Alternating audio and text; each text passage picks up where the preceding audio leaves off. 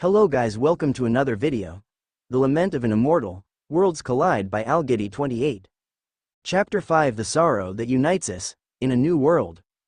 A light, cool breeze could be felt in the air. The singing of some birds could be heard placidly in tune with the murmur of two girls watching the beautiful girl lying down, a beautiful young blonde girl. For the first time in thousands of years another living being had set foot on the floating fortress in which they resided. Azusa, the witch blessed by the gods, was peacefully asleep in a room that had not been used for millennia. While at the same time the talks between the two girls continued, little by little she began to wake up. "I can't believe the master brought someone to the fortress," said one of the girls in a maid's outfit. "I thought she was human, but she's as human as the master himself. It was no use her being here. I'll go back to see Miss Manoa," said the girl dressed as a nurse, saying goodbye to her companion. Where am I?" was heard from the girl, who quickly stood up and started to be on alert as she started to use levitation. "Good morning, miss. My name is Seska. This is Flora. We are here by request of our master to take care of you. We hope you enjoy your stay," mentioned the girl in a maid's outfit. "Her master? Who is he? Is he the guy who was fighting against Rimuru?" Azusa asked, a bit annoyed while she started channeling magic to attack. Yes, miss, and I will have to ask you in the most attentive way to desist from your attacks. We are simply servants. We would be happy to answer your questions. We are authorized to do so," replied Flora. "I hear you," Azusa pointed out, a little annoyed but a little curious. "I don't have to tell you, but you are aware of the danger that is arising for everyone, or am I wrong?" Seska questioned. However, Azusa just remained silent and continued to listen. "Our young master was assigned by his elder sister in order to stop him responsible for the dimensional incursions, the one responsible who started attacking several worlds.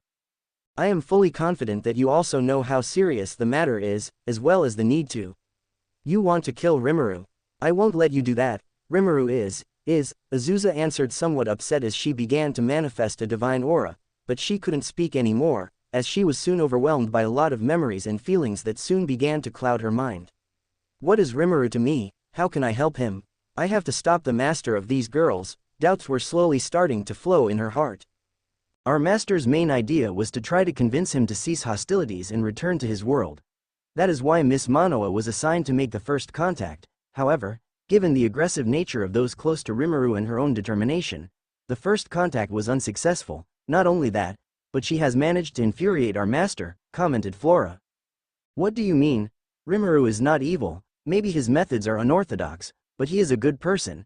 He does everything for a good purpose," pointed out Azusa, somewhat annoyed, but deep down she knew that these girls were right. Rimuru was completely unleashed, so much so that he no longer cared about crushing innocent people just to reach his purpose. "With all due respect, Miss Azusa, young Rimuru and his servants already destroyed 3 worlds in such a short time. If they don't put a stop to it now, existence will be in grave danger," pointed out Seska. "But," Azusa said somewhat uneasily. More than 20 billion lives were blinded, was the figure estimated by our sister Monica. "The total lives of the 3 worlds," stated Seska as she bowed and left the room. "Seska," Flora mentioned. "I'll go get the master. After all, our guest has already awakened," stated Seska as she left the room. And after an awkward silence for several seconds from Azusa's mouth was heard, "And who is his master? Some kind of hero or something?" He was the Duke of Brunhild, a small nation of our world. You could say he is the hero of his world, or at least that was what the world thought of him, but the master never liked to be seen like that, as he felt and knew that nothing he did could have been accomplished without the support of those close to him and his family at least of that world," Flora said while looking wistfully at a box with a picture of Toya with his 9 wives, which made Azusa ask. "Is that your family?" he questioned as he looked at the picture of the 9 girls together with Toya at a Brunhild festival. He saw another where he saw Yumina, Linz and Lu were at a dinner with Toya. Then another where Toya is holding his firstborn baby girl in his arms while Ye is by his side. Another where the 9 were with their 9 children. One of Toya was teaching his young son to walk in the courtyard of a castle. Another where the 9 children were dressed up for a witch's night theme. Several photos that seemed to tell the happy experiences of Toya and his family. "This is the first royal family of the Duchy of Brunhild," Flora pointed out. "Even so, a mere duke could not stop a demon king, let alone one who has levels that surpass human comprehension. Rimuru is not only a demon king. He has the power of a god," pointed out somewhat skeptical but worried Azusa. The young master is not a simple duke, and it wouldn't be the first time he fought against a kind of deity, reaffirmed Flora. If his master was born into nobility, I doubt he has experienced any shortage in his life, not at least like Rimuru or me. That's why he had the luxury of having 9 wives. The luck that some have is the wish of others, although I must say that all 9 look very happy. I hope they were not forced to marry him for political reasons, pointed out Azusa. Nothing like that, miss. Being the master's wife was the decision of the 9, if I could put it in words. Most of them were saved by the master at some point when they met, but they fell in love with him because of the kind of person he was, kind, calm, empathetic, a bit naive, with a high sense of justice and above all. Flora pointed out, but the opening of a door silenced the talk. Quiet, don't say anything else, Flora. I told them they could talk to you about our mission, only about that, you don't have to talk about anything else, Toya pointed out, annoyed. As he entered the room, he turned to look at the alcove, seeing the pictures of his former family. Flora. Seska. I thought I told them to keep all those pictures, Toya pointed out, annoyed. For someone whose family was everything, it was a strange request, however it was something to be expected, as he could not see anything that reminded him of his past life, just remembering it filled him with a deep, devastating sadness. Excuse me, master, we just thought that. Seska spoke but was quickly interrupted by Toya with an authoritative tone of voice. Spare us your explanations, Seska, reproached Toya, closing his eyes. After all, he knew that Seska was only following orders from Karen, his self-appointed sister. Excuse us, sir, we'll leave, affirmed the two of them, bowing slightly and leaving the room on the spot. After that, Toya and Azusa stared into each other's eyes. Annoyed glances crossed between them. Before Azusa, there was the person who was trying to stop Rimuru at all costs, not caring that she would have to kill him if necessary, and before Toya's eyes was a lesser goddess who was protecting the devastator of worlds. Who are you? The two's voice was heard in unison. Why are you standing in my way? Toya questioned, somewhat annoyed. Why is a goddess in league with such a dastardly and ruthless being? What is it that you intend to accomplish? Why should I even answer your questions? I don't know who you are, and I really don't care. As far as I'm concerned, you're just a duke trying to be a hero. Why don't you go back to your 9 wives and keep playing happy house? I'll get out of here, Azusa pointed out, annoyed to hear those questions from Toya. She took her coat and left the room. Maybe Rimuru was behaving in a very erratic way, but, even so, Azusa wanted to save him. Their relationship may have ended in the worst way, but she was still worried about him. For a second, for just 1 second, something echoed in Toya's mind. Why don't you go back to your 9 wives? Why don't you go back to your 9 wives and keep playing happy house? Hearing that from someone else, made Toya hesitate for a second, because deep inside he knew that if he could do it, he would have done it a long time ago. One time, despite his adoptive grandmother's warnings, Toya traveled back in time so he could be with his wives. Again, he arrived at the moment before Hild and Lu's mental lapses began to emerge. He entered at a key moment, when he was not present at home, and met Els, who was practicing her cooking. Toya could not resist the desire to hold her in his arms and ran to her. She hugged him and laid on his chest lightly. He spent more than 10 minutes at her side, until Els herself told him that it was time for him to return. He was surprised to find out that he was not the Toya of his time. It was when she explained to him that no matter how bitter a goodbye is, he had to be strong. Toya, it may be that in your time we are no longer by your side, and it is very painful for you, but you can't hold on to a life that you can no longer have.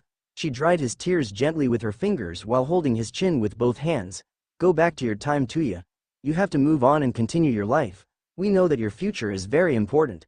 And above all, Toya was thinking until the slam of a door woke him from his trance. After leaving the residence, Toya approached Azusa. Wait, I'm not done talking to you, he pointed out as he grabbed Azusa's arm. Let go of me, Azusa said angrily. Not until you listen to me. Toya stated, somewhat upset, while both began to manifest part of their divine powers. Several lightning strikes began to manifest, the atmosphere became more tense, the large amount of energy began to resonate in the fortress. Suddenly the animals that inhabited the site began to flee in fear. Suddenly a lightning bolt, as a result of the collision of divinities, was released, hitting a nest where a small bird had its young, causing them to fall to the ground, which made them both desist. When they saw what happened, the small bird cried to see that her little chicks did not react.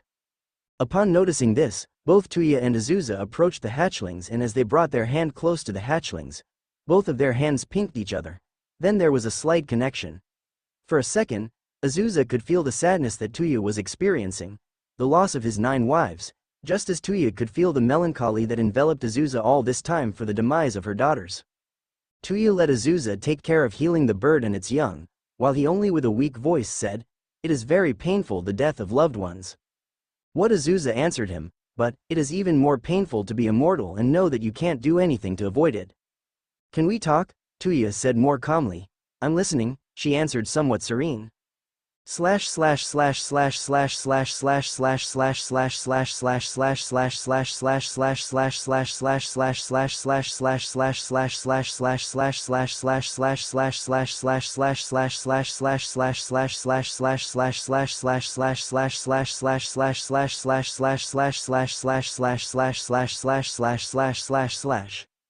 In a distant world, a blue-haired individual immersed all his being in a single mission.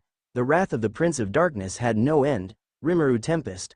The conquering demon king channeled all his energy focusing on finding some energy residue of Toya himself. For more than 12 hours all his being was focused on just that objective, until he found a slight trace of him among all the reality in a small distant world, so he decided to pass by just to look for him and make him pay.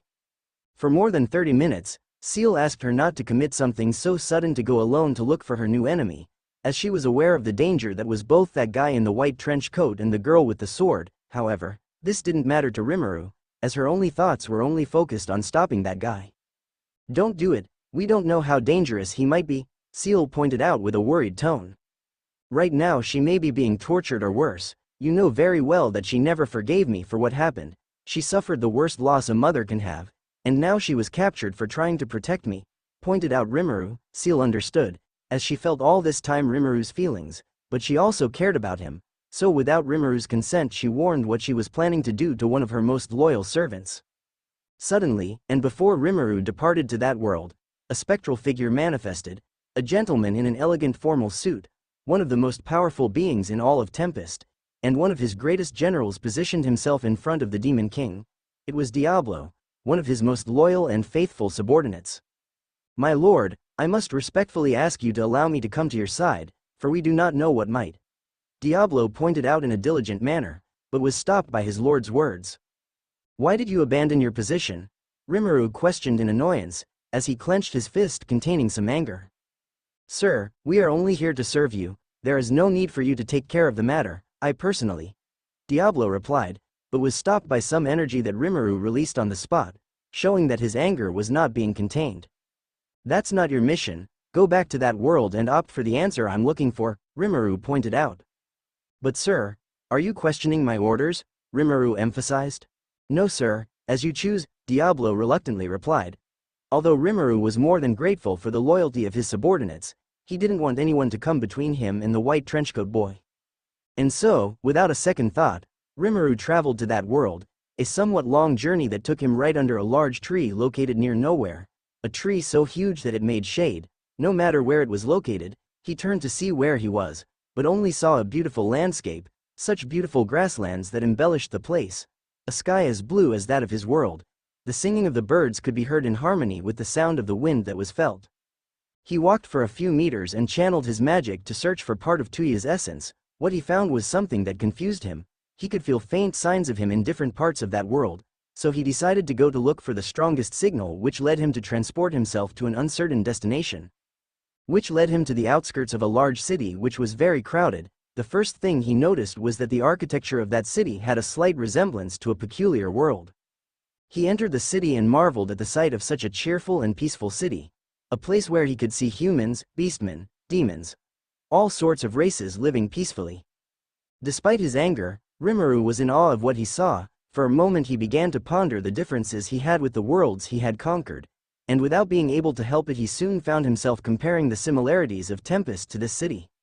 He soon found himself amazed at what he saw. Some sort of cars he quickly recognized, though they looked slightly different than the ones he had once known. He marveled at seeing something familiar from his old world. Then he saw several children riding bicycles strolling through the city.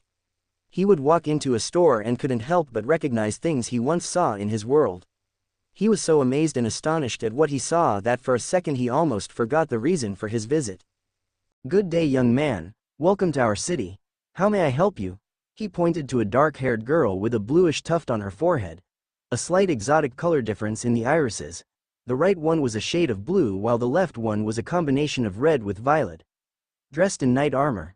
He quickly noticed how pointed her ears were, so he knew she was a girl of the elven race. "I'm just passing by, I'm simply looking for someone," Rimuru pointed out in a polite and imposing manner, which made the elven girl question if this was really a young man, because since many races of all kinds have lived in this city she knew that things are not always what they appear. After all, Rimuru possessed a bearing that denoted more maturity than he appeared. On the other hand, he could not take his eyes off the girl. Something caught his attention, not because of the beauty of her face, or her somewhat shapely figure. He could sense in her something of the essence of the boy who had kidnapped Azusa. "If you like, I can help you. I have lived all my life in this city, and I know most of the people, so if you like, don't hesitate to ask for help, to me or to the same order of knights. We are all here to help each other," pointed the girl somewhat happily while she extended her hand to him. "Thank you, by the way, my name is Rimuru, Rimuru Tempest," he reacted, as she extended the greeting. "Nice to meet you, Rimuru. I am Harina. Harina Inaeus Mochizuki, second daughter of the Duke of this city, state." "Welcome to Brunhild," she answered happily.